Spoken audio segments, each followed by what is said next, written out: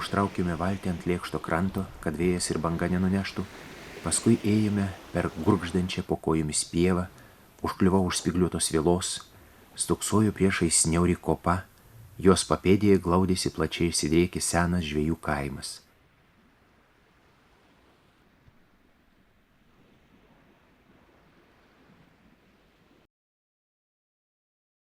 Viktoro Miliūno tėvas, mano senelis, vengdamas carinės Rusijos kariuomenės, prieš pirmą pasaulinį karą, tas galėjo būti 12-13 metais, išvažiavo į Angliją, į anglių kasyklas. Ir kada jau Lietuva buvo nepriklausoma, 1920 metais jie grįžo į Lietuvą.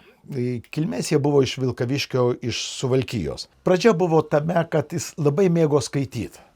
Ir kada vyko tas Lietuvos, ten 20 kelinti metai, Lietuvos atgimimas, jis per skaitimą, jis labai žmogus, kuris labai daug ko domėjosi. Jis labai norėjo, Viktoras Miliūnas labai norėjo pažinti pasaulį, išmokti kalbas, per kalbas perskaityti kažką tai.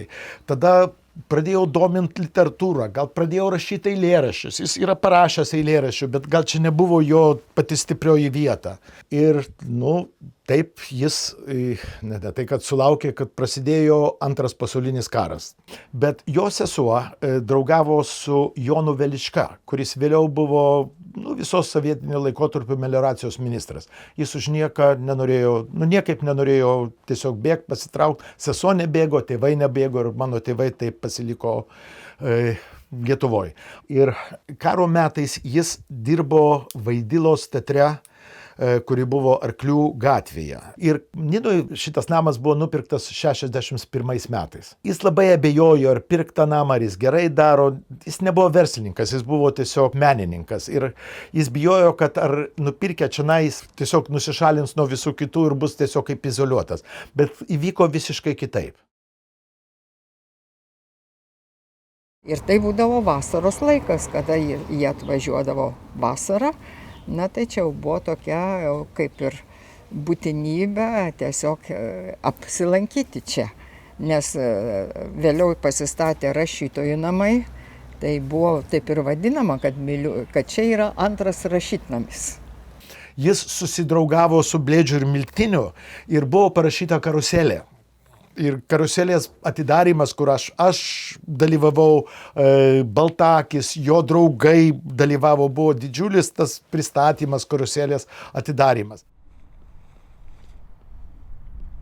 Taip susiklostė gyvenimas, kad kasmet pajūryje praleidžiu ne dieną ir ne dvi. Teko ir tralerių Baltiją pavagoti, ir mariose tinklaičius traukti, ar gaudyklės krėsti. Vadinasi, turėjau laiko iš arčiau pažinti nelengvą ir toli gražu neromantišką, kaip įsismaginę darbuotojai rašo, žvejų darbą. Miliūno santykis su žvejais iš tikrųjų tai buvo toks labai, nepragmatiškas, sakyčiau, kad ne vien tik tai, kad aš noriu gauti iš tavęs ungurį, taip, bet jis iš karto pajuto tą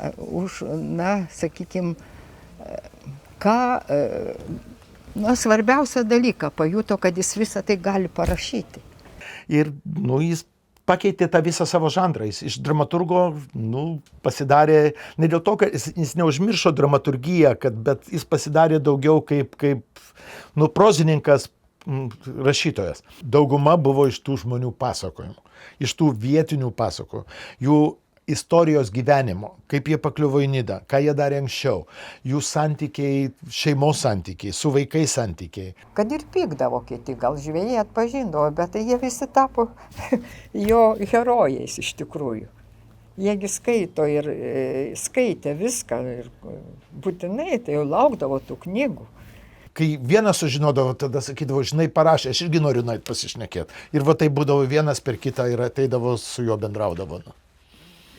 Kad ne visur rašydavo tikrą vardą, pavardę, bet kitur, bet sakydavo, čia mano istorija. Ir žmonėm tas būdavo kažkaip tai, kitaip. Tai buvo, tiesiog pakeisdavo jų tą kasdieninį gyvenimą, kur būdavo kas jūra, namai ir daugiau nieko.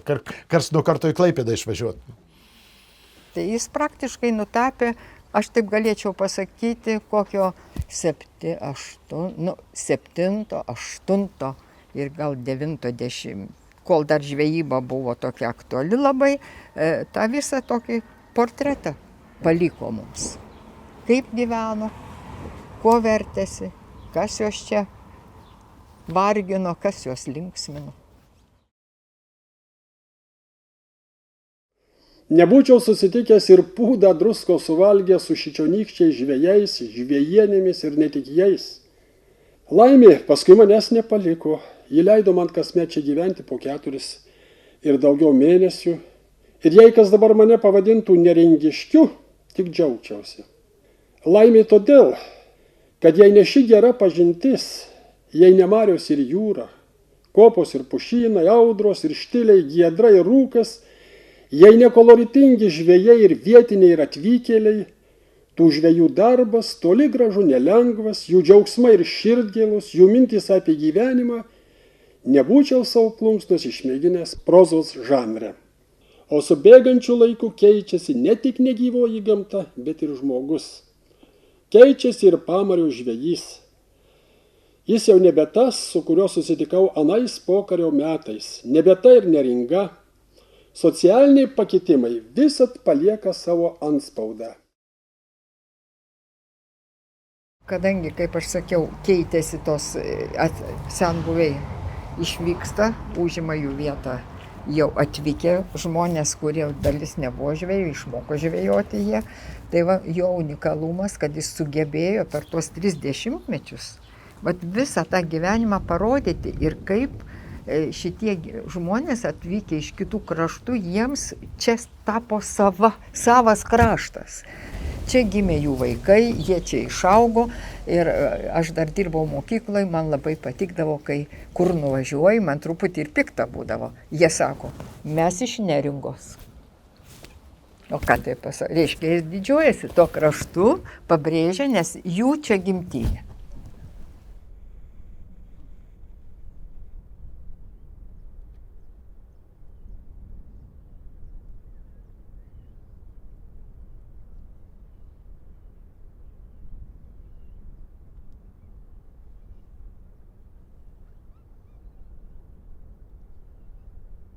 Tais laikais, tai buvo 85-86 metai, Viktorui Miliūnui prižadėjo, kad gaus leidimą, jau Gorbačiovas buvo atėjęs į valdžią, kad gaus leidimą atvažiuoti aplankyti sūnų, mano sūnų. Ir Viktorui Miliūnui buvo toks didžiulis stresas, kai jisai negavo to leidimo. Ta sistema toliau jam keršėjo už tai, kad kažkokiu tai laikotarpiu žymiai anksčiau, kad jis ir nebuvo partijos narys, kad jis nesutiko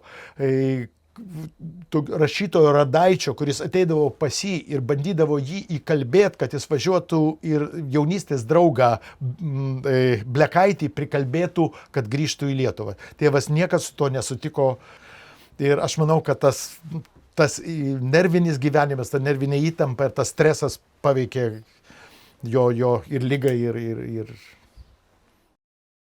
kad anūkas jau gimė vasario 11, o jisai mirė jau lapkričio mėnesį, tais pačiais metais. Tai čia buvo jam Viktorui Miliūnui buvo labai didžiulis stresas, nes jis būtinai norėjo pamatyti, jis buvo labai laimingas.